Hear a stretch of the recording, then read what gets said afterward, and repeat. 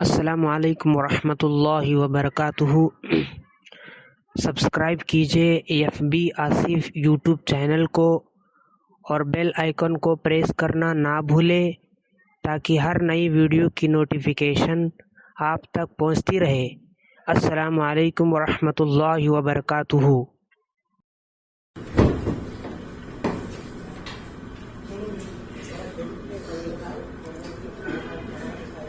میرے دوستوں، بزرگوں، عزیزوں، مسلمان کا عیب اور اس کا گناہ لوگوں پر کھولنے والے ڈریں، کیونکہ اس بات کا پورا اندیشہ ہے کہ مسلمان کے عیب کو کھولنے والا اس عیب میں مبتلا ہوئے بغیر مرے گا نہیں۔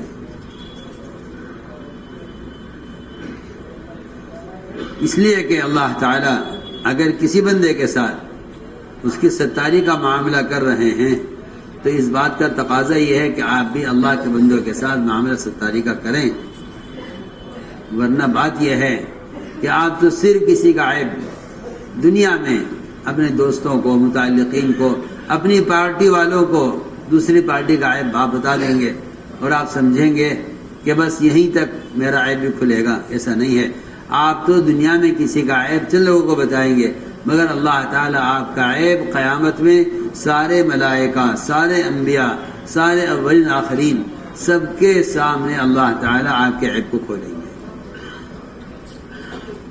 جو آدمی دنیا میں مسلمان کے عیب کو چھپائے گا، اللہ اس کے عیوب دنیا میں آخرت میں چھپائیں گے، اور جو آدمی دنیا میں کسی ایک کا عیب بیان کرے گا چند کے سامنے، اللہ تعالیٰ اس کے عیوب کو کھول دیں گے ساری خلائق کے، ساری مخلوق کے سامنے۔ اور آج کل یہ ایک ایسی بیماری لگ گئی ہے لوگوں کو کہ کسی مسلمان کے عیب کو دیکھ کر ان سے رہا نہیں جاتا کہ جلدی کسی کو جا کر خبر کریں کہ فلاں نے ایسا کیا ہے۔ مجھے ایسا معلوم ہوتا ہے شاید لوگوں کے پیٹ میں مروڑ ہوتا ہے یا درد ہوتا ہے، جب تک وہ اس بات کو دوسرے نقل نہ کر دیں ان کو سکون نہیں ہوتا۔ یہ عادت بن گئی ہے سب کی، کیا پرانے کیا نئے، کیا دیندار کیا بے دین، یہ سب کی ایک اجتماعی عادت ہے۔ بلکہ ایسا حال ہو گیا اب تو کہ مسلمان کے گناہ کو دیکھ کر خوش ہوتا ہے کہ اچھا ہوا نا، اس سے یہ جرم ہوا ہے تاکہ یہ رسوا ہو۔ جب مسلمانوں میں آپس میں تعصب پیدا ہو جاتا ہے تو ایک دوسرے کے جرائم سے لوگوں کو خوشی ہوتی ہے، کیونکہ جو بھی چیز مسلمان کی ذلت کی ہوگی دشمن اس کو پسند کرے گا۔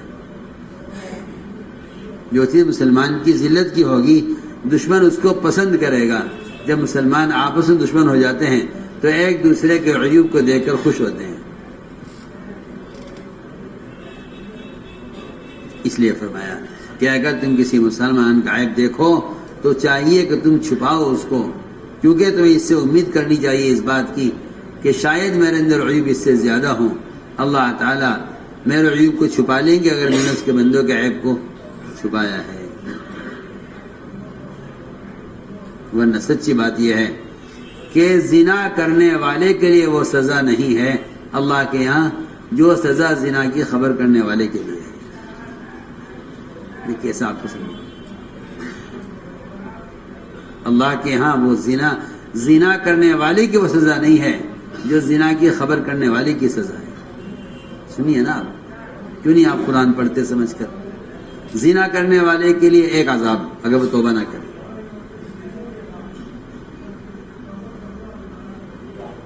زنا کرنے والے کے لیے ایک عذاب اگر وہ توبہ نہ کرے، اور زنا کی خبر پھیلانے والے کے لیے ڈبل عذاب ہے، دنیا میں بھی عذاب ہے، آخرت میں بھی عذاب ہے۔ ان الذين يحبون ان تشيع الفاحشة في الذين آمنوا لهم عذاب أليم في الدنيا والآخرة، دونوں جگہ عذاب ہے۔ دنیا میں عذاب ان کے لیے ذلت اور اس عیب کے اندر مبتلا ہونا ہے، آخرت کا عذاب یہ ہے کہ اللہ تعالیٰ سوال کریں گے اس سے۔ اس لیے یہاں تک یاد رکھو یہ بات، حدیث میں آتا ہے کہ کسی پاک دامن عورت پر تہمت لگانے والے کے پچھلے ساری زندگی کا اعمال برباد ہو جاتے ہیں۔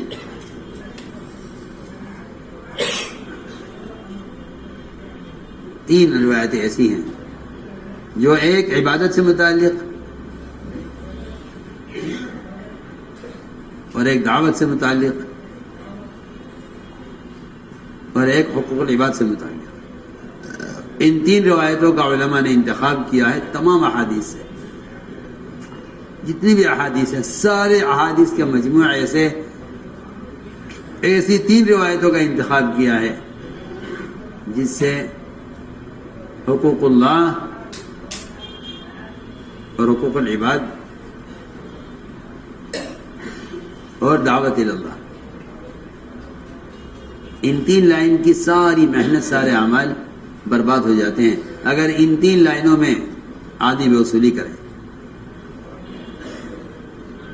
عبادت کی مثال تو یہ ہے کہ جو آدمی عصر کی نماز بالارادہ قضا کر دے، جان بوجھ کر، اس کی پچھلی زندگی کے سارے اعمال برباد ہو جاتے ہیں.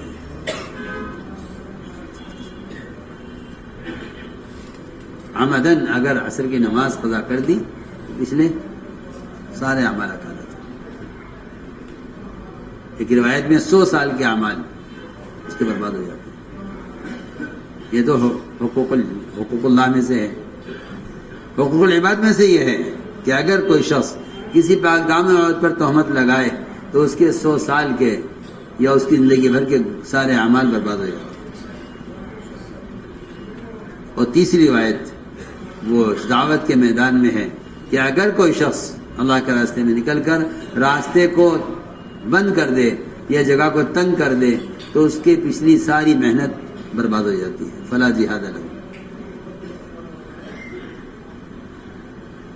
یہ 3 روایتوں کا علماء نے انتخاب کیا ہے ڈرانے کے لیے، ڈرنے کے لیے. تو اس میں سے ایک یہ ہے ستر المسلم، مسلمان کے عیب کو چھپانا. لوگوں سے غلطیاں ہوتی ہیں تو ہم لوگ چاہتے ہیں کہ یہ بات پھیلے لوگوں میں، اور یہ ہمیشہ مزاج منافقین کا رہا ہے کہ اگر مسلمانوں کی بات پیش آ جائے نامناسب تو اس کو پھیلانا ہمیشہ منافقین کا کام رہا ہے. اختلاف ہو جائے تو منافقین زیادہ اچھالیں گے. 2 کے درمیان کوئی بات پیش آئے گی منافقین اچھالیں گے. اور اگر کسی پر کوئی جھوٹی تہمت لگ گئی یا کوئی شبہ پڑ گیا کسی کے بارے میں تو منافقین اس کو پھیلائیں گے. حضرت عائشہ پر تہمت لگی، منافقین نے خوب پھیلایا تاکہ آپ کے اہل بیت اور آپ کے متعلقین بدنام ہوں.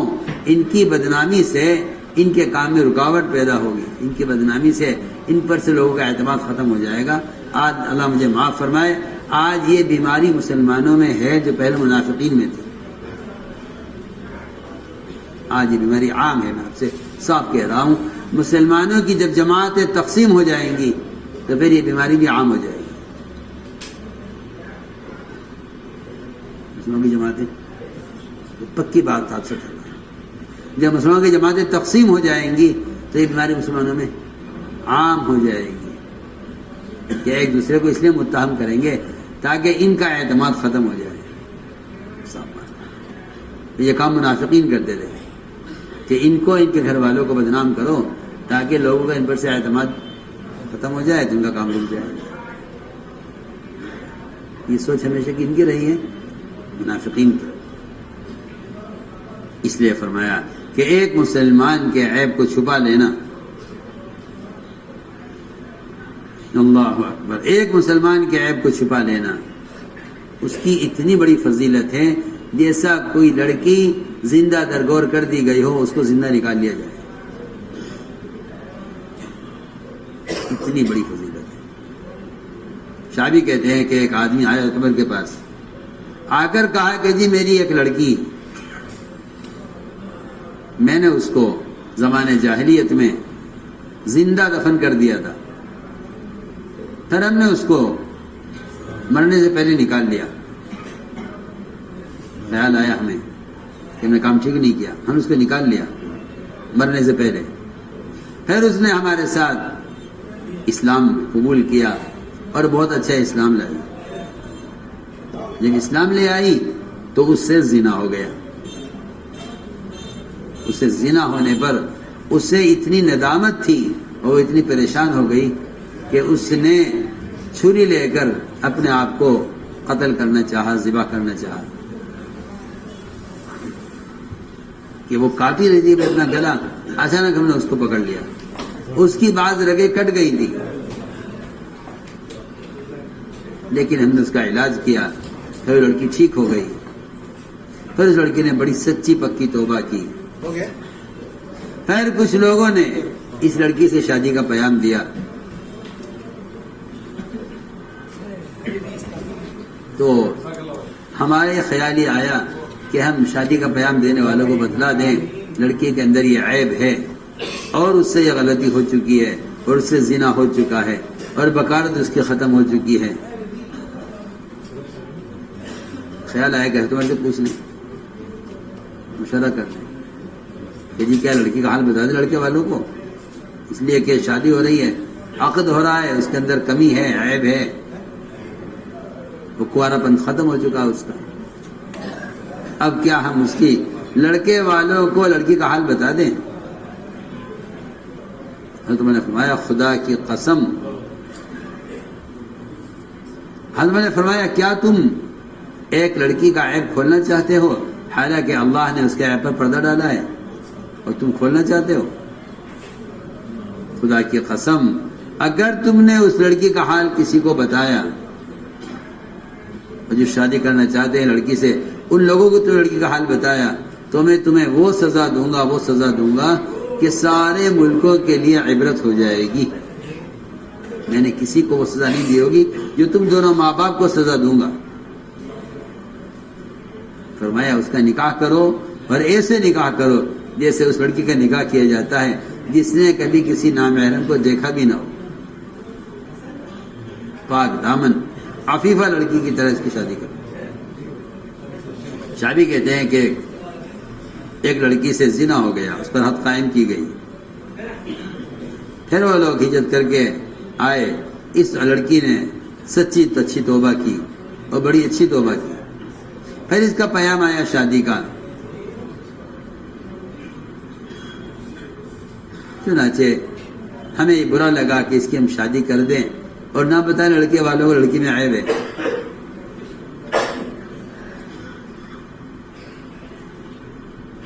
چنانچہ عیب کھولنا بھی نہیں چاہتے تھے اور ضروری سمجھتے تھے کہ لڑکی کا عیب بتانا چاہیے لڑکے والوں کو۔ انہوں نے اس کا ذکر کیا دیا حضرت عمر سے، حضرت عمر نے فرمایا اس لڑکی کی شادی اس طرح کرو جس طرح تم اپنی کسی نیک اور پاک دامن لڑکی کی شادی کرتے ہیں۔